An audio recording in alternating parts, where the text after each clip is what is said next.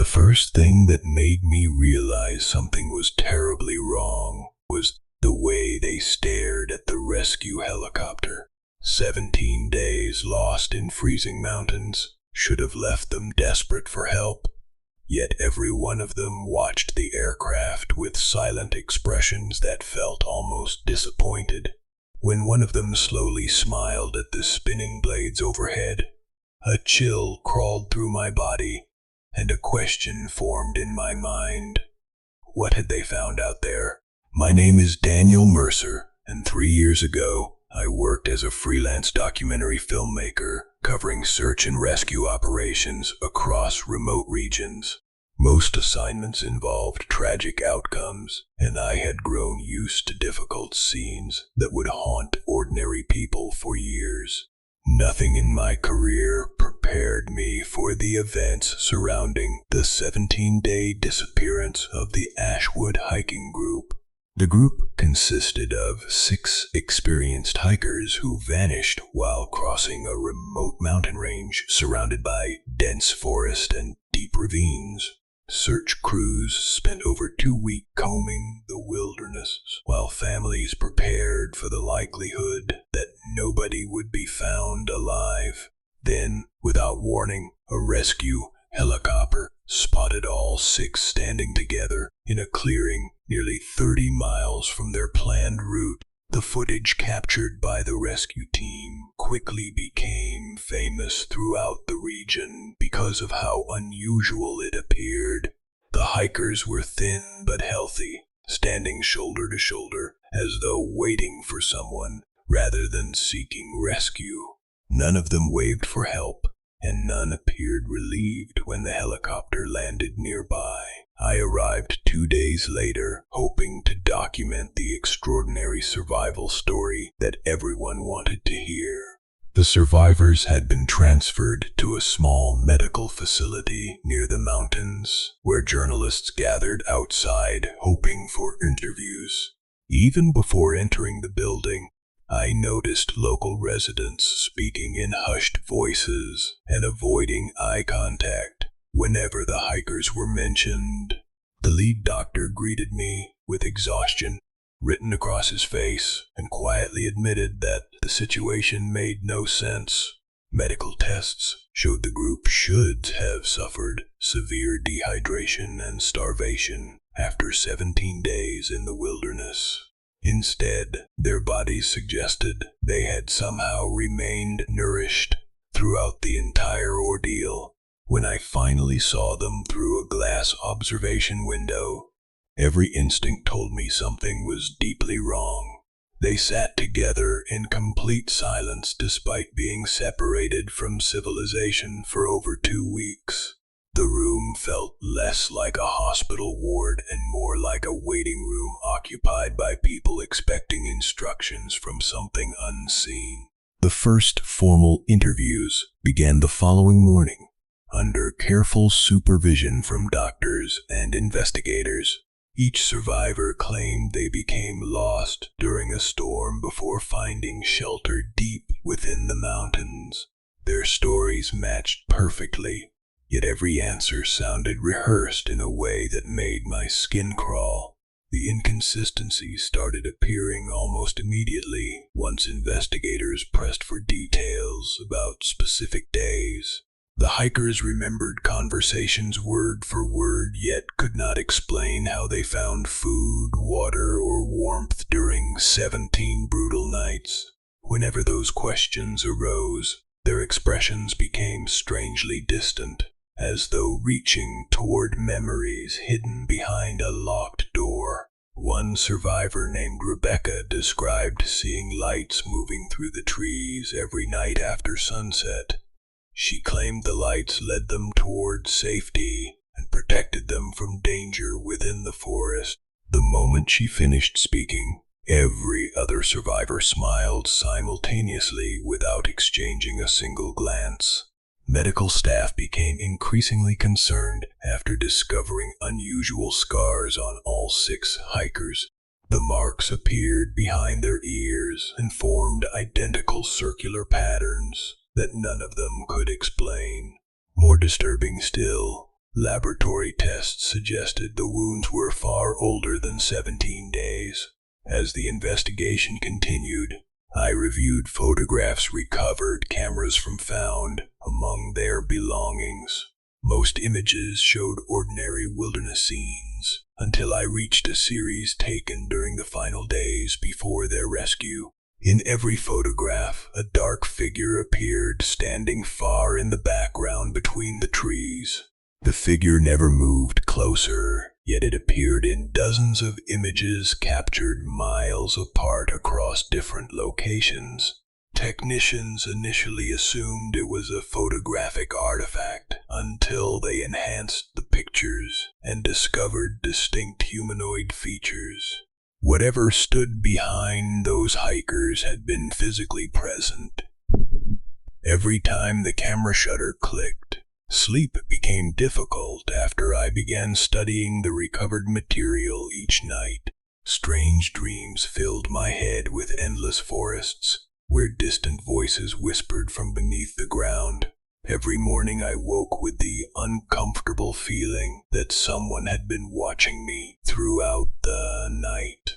Then investigators uncovered a notebook belonging to one of the missing hikers that should have answered everything. Instead, it created even more questions than before. Most pages contained frantic sketches of tunnels, symbols, and enormous circular doorways hidden beneath the mountains. The final written entry consisted of a single sentence, repeated dozens of times across several pages. The handwriting deteriorated until the words looked almost carved into the paper rather than written with ink.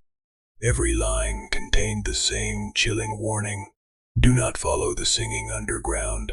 At that point, I genuinely didn't know what to do. If you had discovered what I found that night, would you have kept investigating or walked away forever? Let me know what you think before I tell you what happened next.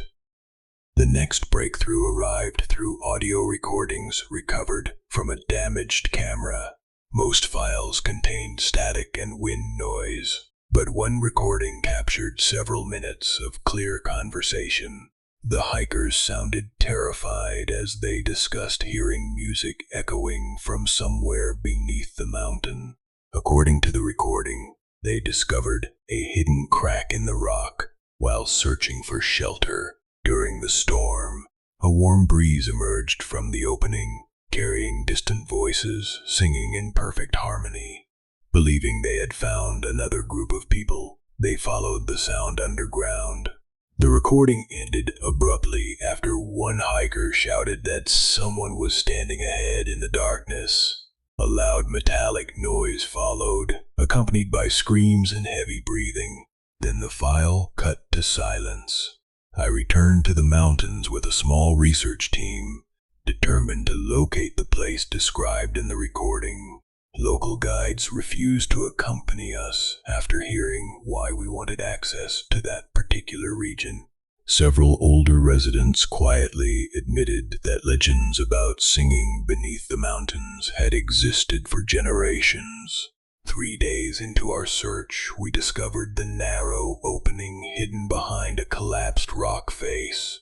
The crack descended into darkness far deeper than any natural cave should have extended.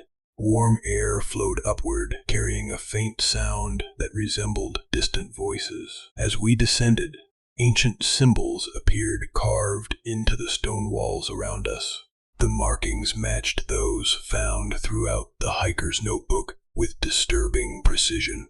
Every tunnel seemed designed not by nature, but by intelligent hands working countless centuries ago.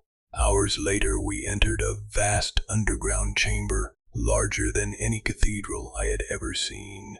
Massive pillars stretched upward into darkness, while strange reflective material covered sections of the walls. At the center stood a circular structure resembling a doorway carved from black stone. The singing became louder as we approached the monument. The sound carried no recognizable language, yet every note seemed designed to pull us closer. Several members of our team later admitted they felt an overwhelming urge to step through the stone opening. Then we saw them. Human figures stood motionless around the chamber, illuminated by pale light emanating from the walls. At first I believed they were statues, until one slowly turned his head toward us. The face looked human, but something about the proportions felt subtly and horrifyingly wrong. More figures emerged from the darkness surrounding the monument. Their appearances shifted constantly, as though struggling to maintain a stable form. Some resembled the missing hikers, while others displayed fragments of countless unfamiliar faces. A voice echoed through the cavern without coming from any visible source. It explained that the mountains contained an ancient intelligence older than recorded history. For centuries it had lured travelers underground and learned to imitate those it encountered. The hikers had survived because they were never entirely consumed. Instead, parts of them had been copied, altered, and returned to the surface carrying fragments of something that did not belong in our world. The beings we rescued were not replacements, but neither were they fully human anymore. The chamber erupted into chaos when one member of our team attempted to flee. The figures rushed forward with impossible speed while the singing transformed into deafening screams. I remember running through collapsing tunnels as darkness seemed to chase us from every direction. Only 3 of us escaped the mountain alive. Rescue teams later searched the area extensively but never located the cavern again. The entrance had vanished beneath tons of rock, as though the wilderness itself wanted the secret buried forever. The surviving hikers disappeared within months of returning home. Some simply walked away from their lives without explanation, while others vanished under circumstances never publicly disclosed. Authorities claimed there was no evidence of criminal activity, yet every investigation ended abruptly. I tried rebuilding my life after the incident, but the memories never left me. Nightmares still drag me back into that underground chamber where voices sing from beyond the black stone doorway. Every dream ends with the same sensation of something watching from the darkness. Years later, I reviewed the original rescue footage one final time before locking it away forever. For the first time, I noticed an additional figure standing among the 6 survivors in the clearing. Nobody had mentioned a 7th person because the shape was visible for only a single frame. The figure stood perfectly still while everyone else moved around it. When technicians enhanced the image, they discovered a face unlike anything human. The expression looked less like a smile and more like someone practicing one. I never showed the image to anyone because I feared what it implied. If only 6 hikers returned from the mountains, then who was the 7th figure standing beside them during the rescue? And more importantly, where did it go afterward? Sometimes I wonder whether the thing beneath those mountains truly remained buried. Sometimes I think about strangers whose smiles linger a little too long, or whose eyes seem strangely empty when they think nobody is watching. Then I remember the singing and the impossible faces shifting within the darkness.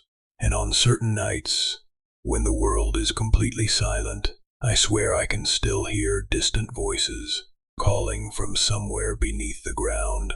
If you enjoyed this story, make sure to like this video, subscribe to Grave Nova Stories, and share your thoughts in the comments below. I'll see you in the next nightmare.